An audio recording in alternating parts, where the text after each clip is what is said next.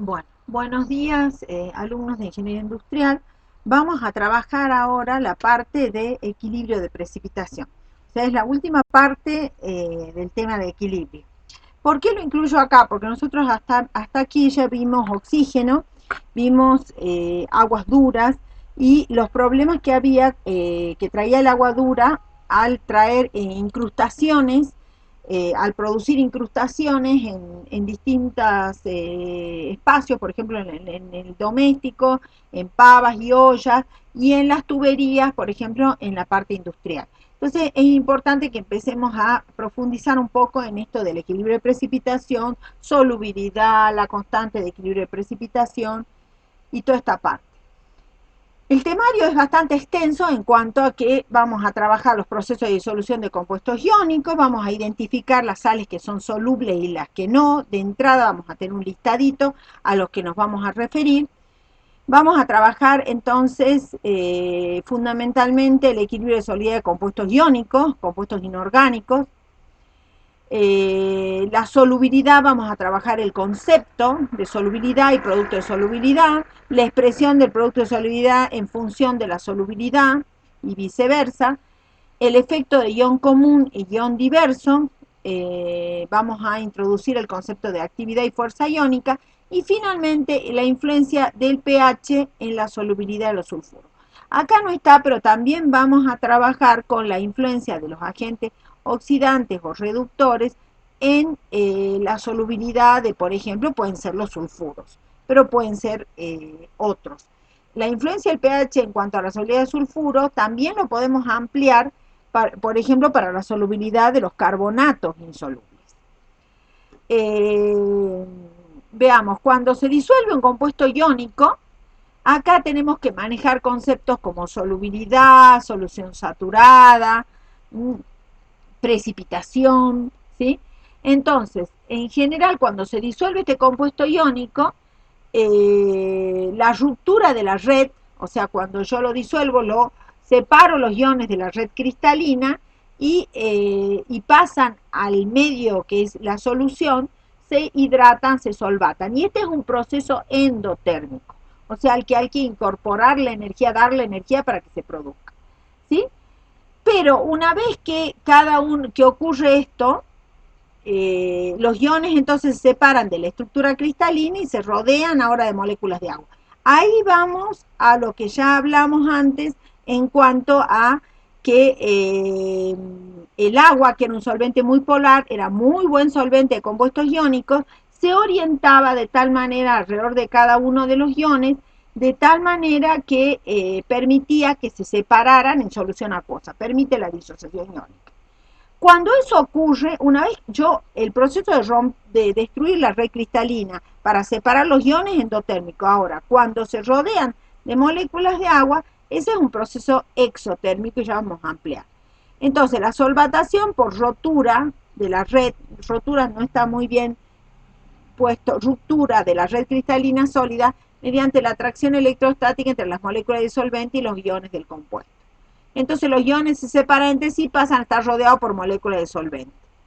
Por eso es que el agua es muy buen disolvente de compuesto iónico, porque es una molécula polar.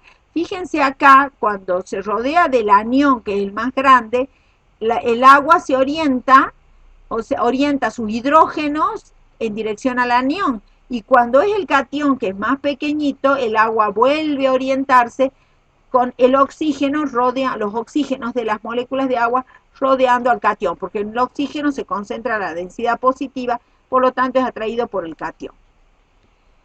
La disolución de compuestos iónicos se puede analizar desde el punto de vista termodinámico, así como dijimos que la ruptura de la red era endotérmica, la solvatación era exotérmica, lo podemos analizar con, esto lo vamos a ver bien con la formación de compuestos iónicos, con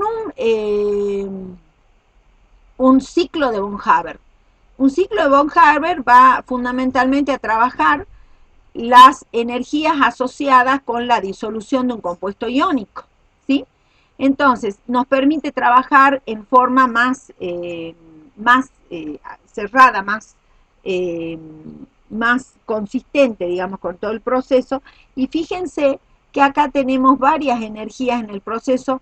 La energía reticular, que ya la vamos a ver muy bien en compuestos iónicos, le pongo un signo negativo porque el proceso de formación de la red es exotérmico, pero cuando yo tengo que romper la red, producir la ruptura para separación de los iones, al poner el negativo lo convierto en un proceso endotérmico, o sea, formación de red exotérmico, el proceso inverso endotérmico. Por eso le pongo el signo negativo. Este proceso planteado como ciclo se fundamenta en la ley de Hess, en la cual la energía, el calor, la variación entálpica de un proceso, por ejemplo, que puede ser la disolución, se lo puede descomponer en la suma algebraica de las etapas que componen ese proceso. Entonces acá tenemos el primero, la ruptura que tenemos un compuesto iónico, supónganse, estamos preparando una solución, tengo una sal, por decir algo muy rápido y fácil, cloruro de sodio, tengo iones cloruro, iones sodio, los separo de la red cristalina y voy disolviendo. Para eso le entrego energía. Una vez que tengo los iones separados de la red cristalina, están en estado gaseoso porque la energía, la definición de la energía reticular se basa justamente en iones en estado gaseoso, esa es la definición. Luego a estos iones los solvato, los rodeo de moléculas de agua y tengo una energía de solvatación del catión más la energía de solvatación del anión. Esta parte de la energía de solvatación es exotérmica. Por lo tanto, la energía de hidratación es la sumatoria de ambos procesos. Entonces, la entalpía de disolución puede ser exotérmica o endotérmica, ¿sí? Un ejemplo que yo quería que trabajaran mucho en la preparación de la solución de hidróxido de sodio en el problema del repaso, yo les decía, ojo, que la disolución es exotérmica. Cuando tenemos ese caso en que una sustancia se disuelve, tiene una entalpía de disolución exotérmica, o sea, menor que cero, yo tenía que tener mucho cuidado en la disolución, tenía que enfriar para favorecer la disolución, en vez de calentar, tenía que enfriar. Lo contrario ocurriría si la disolución de la sustancia fuera endotérmica. En ese caso, un calentamiento la iba a favorecer. Veamos, los procesos de precipitación, que ese sería el nudo central de esta parte. El proceso de disolución de la sal dice, el proceso contrario a la disolución de la sal, lo que estuvimos explicando hasta acá, es la precipitación. Es cuando no se disuelve más y entonces vuelve a unirse los iones en un sólido, entonces se produce la precipitación de la sal. Esa precipitación comprende la formación nuevamente de un retículo cristalino. ¿Qué es una solución saturada? ¿Por qué traigo la definición? Porque lleva a algunas confusiones.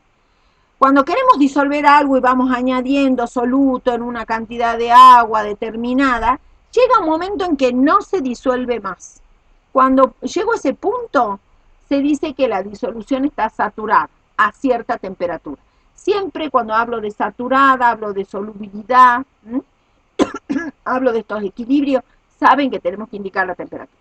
Aquí hago una pequeña aclaración. Si yo sigo disolviendo soluto en ese volumen, lógicamente no se va a disolver, se va a empezar a precipitar.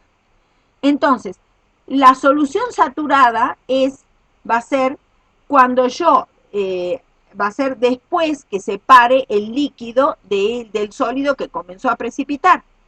Entonces, ¿cómo lo hago? Mediante filtración. Cuando filtro, el líquido de filtrado es la solución saturada. No se confundan con que el hecho de que si yo sigo disolviendo precipita y se va a formar el sólido, ahí ya no puedo hablar de solución porque ya tengo un sistema heterogéneo. Para hablar de solución saturada va a ser cuando yo separe el sólido del líquido mediante una filtración. Entonces el líquido filtrado es la solución saturada. Les aclaro porque eso lleva a muchas confusiones. La solubilidad de una sustancia en un determinado disolvente, ustedes saben que nosotros vamos a trabajar fundamentalmente con agua, que es el disolvente universal, a una temperatura dada es la concentración, en general expresada en molaridad en el sistema internacional, que tiene dicha sustancia en una disolución saturada en dicho disolvente. Entonces la solubilidad es la concentración de un soluto en la solución saturada, ¿sí? es la máxima concentración del soluto en una determinada cantidad de disolvente. Es la concentración de la solución saturada y depende de la temperatura. Acá no está, pero también depende del soluto. Los solutos tienen distintas solubilidades, ¿sí? A una determinada temperatura.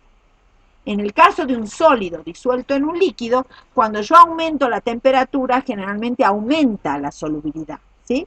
En el caso de un sólido, que es lo que generalmente vamos a trabajar en química inorgánica.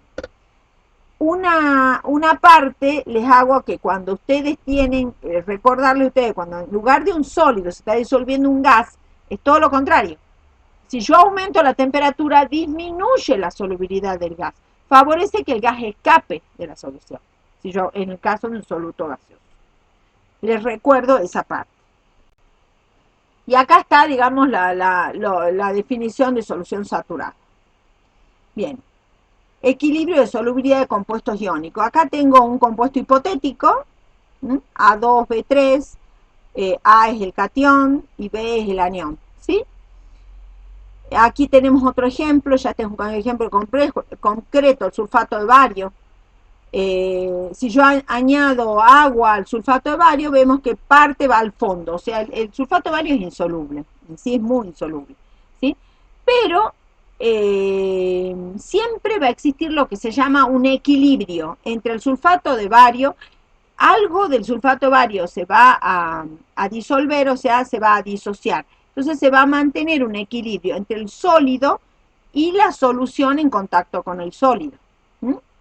La sal siempre va a continuar disolviéndose y precipitándose. Ese es el equilibrio de precipitación. Caso de una sal insoluble como el sulfato de bario. Este equilibrio se llama heterogéneo. ¿Por qué? Porque yo tengo un sistema heterogéneo. Tengo parte precipitado y parte disuelto en un equilibrio. ¿Cómo está más o menos desplazado ese equilibrio? Va a depender de la constante de producto de solubilidad, que también depende de la temperatura.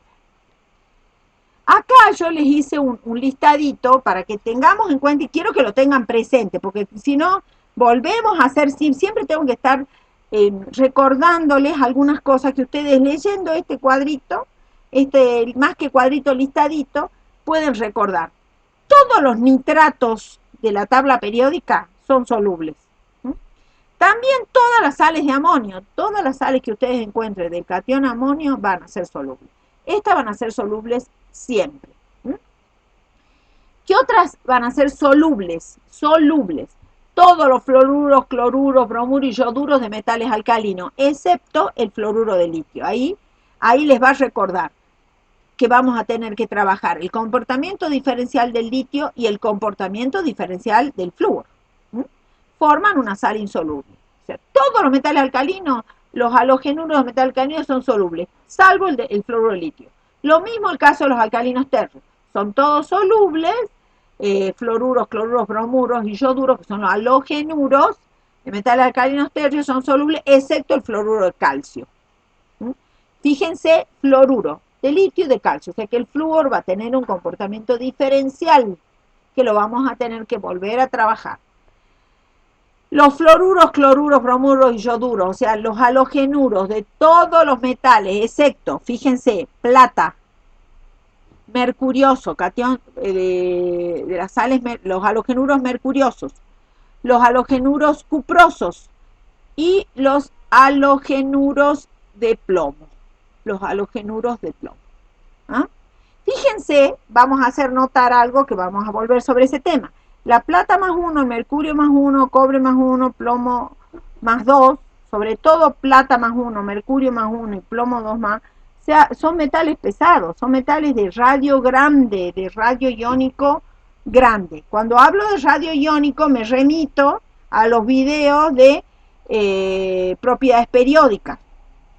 Después, por ejemplo, todos los sulfatos son solubles menos los de los alcalinos tercios, o sea, sulfato de calcio, de estroncio, de bario.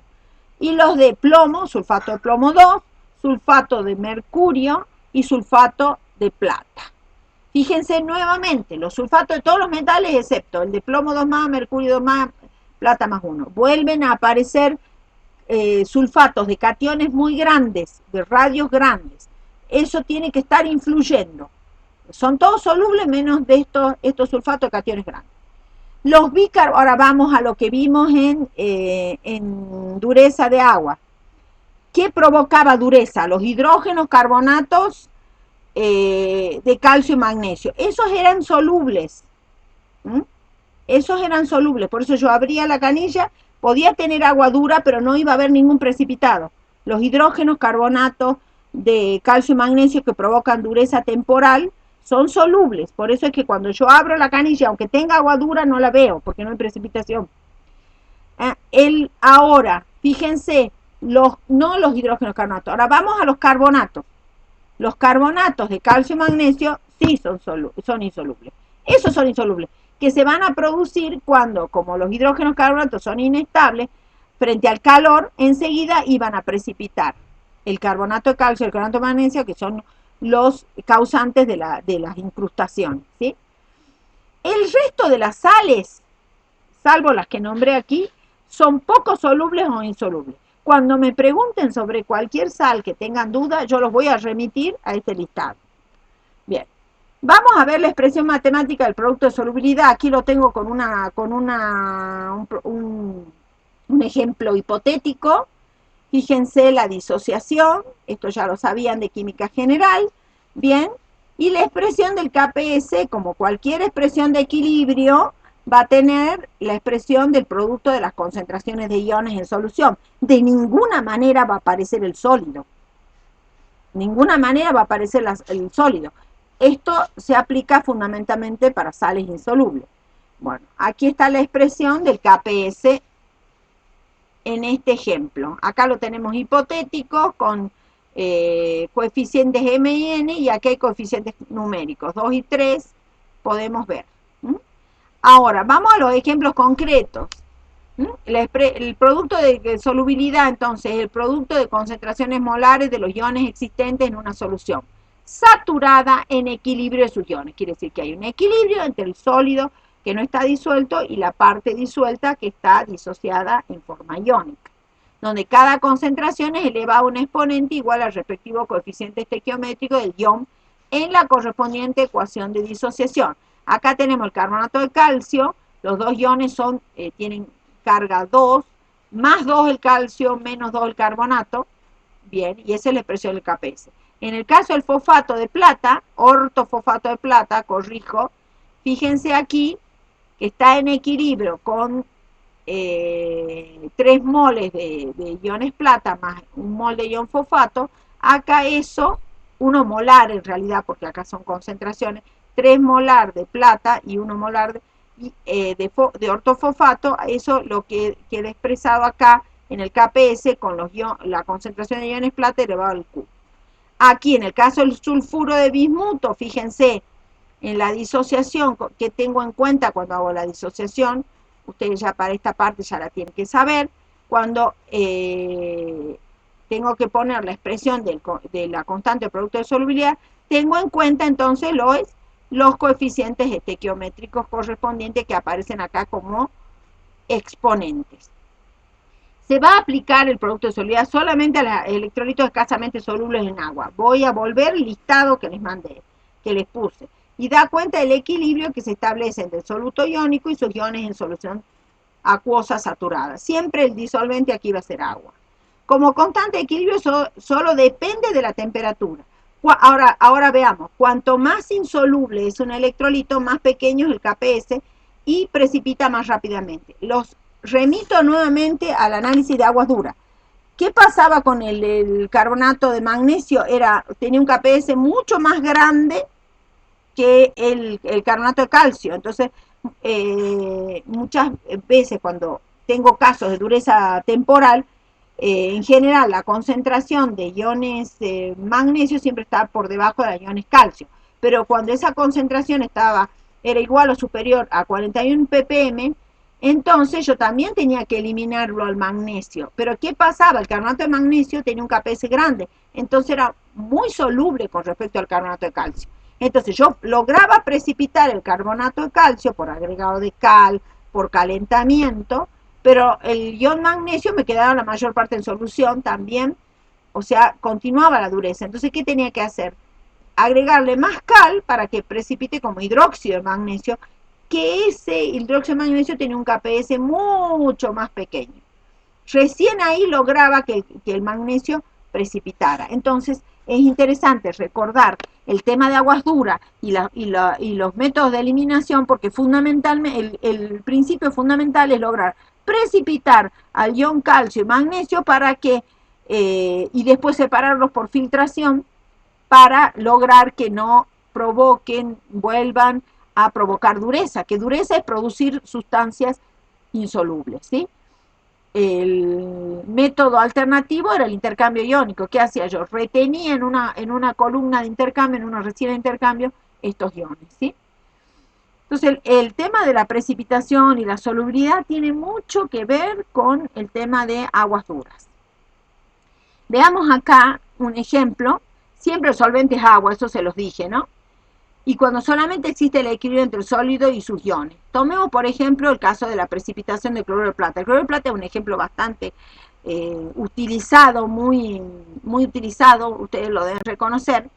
Dice, cuando se disuelve en agua un mol de este electrolito univalente, porque tanto el catión plata como el anión cloruro tienen una sola carga eléctrica, se libera la misma cantidad de moles de ion plata que de iones cloruro. Fíjense, acá está el equilibrio, acá está, ¿ven? Un mol de ion plata me va a producir, aquí falta una flechita, y un mol de cloruro de plata me va a producir la misma cantidad de moles de plata que de moles de ioduro, ¿sí? Entonces la solubilidad del cloruro de plata es igual a la concentración de iones plata o de iones cloruro en solución. Entonces lo que yo quiera disolver de plata, de cloruro de plata, me va a dar en solución, acá tenemos el precipitado, ¿ves? Aquí hay este dibujo lo que quiere representar es que yo tengo el sólido, en este caso cloruro de plata, y a medida que se establece el equilibrio con el solvente, con el disolvente, se va produciendo, entonces parte de los iones quedan en precipitado y partes pasan a la solución. A medida que va transcurriendo el tiempo hasta que se establece un equilibrio entre los iones platas en solución y los iones plata que están dentro de la red cristalina como cloruro de plata. ¿Sí? Bueno, acá tenemos la expresión del KPS, en este caso en función de la solubilidad. En función de la solubilidad. Como sabemos que la cantidad de iones plata es la misma que de iones cloruro, entonces nos queda S por S al cuadrado. Y a partir de la solubilidad, conociendo la solubilidad de una determinada temperatura, yo puedo calcular el KPS. Bien, acá lo tenemos más clarito. Tenemos una dada cantidad de soluto inicial y después una dada cantidad de soluto sólido en equilibrio con los iones en solución. Ahí está el KPS en función de la solubilidad y sabemos que si el KPS aumenta, aumenta la solubilidad. Por eso es que el KPS es una medida de cuán insoluble es una sal. Es una medida de cuán insoluble. Entonces ustedes se fijan, en el KPS el numerito tiene que adquirir significado para ustedes. Acá tenemos otro ejemplo con el sulfuro de bismuto, la expresión del equilibrio, se establece la ecuación de equilibrio y la expresión del KPS, que también la podemos colocar en función de la solubilidad. Les voy a aclarar que los problemas que vamos a tratar de esta parte no van a aplicar el balance de masa y carga. Nosotros no aplicamos balance de masa y carga para equilibrio de solubilidad, solamente para equilibrio ácido-base, así que ya está aclarado, ¿no?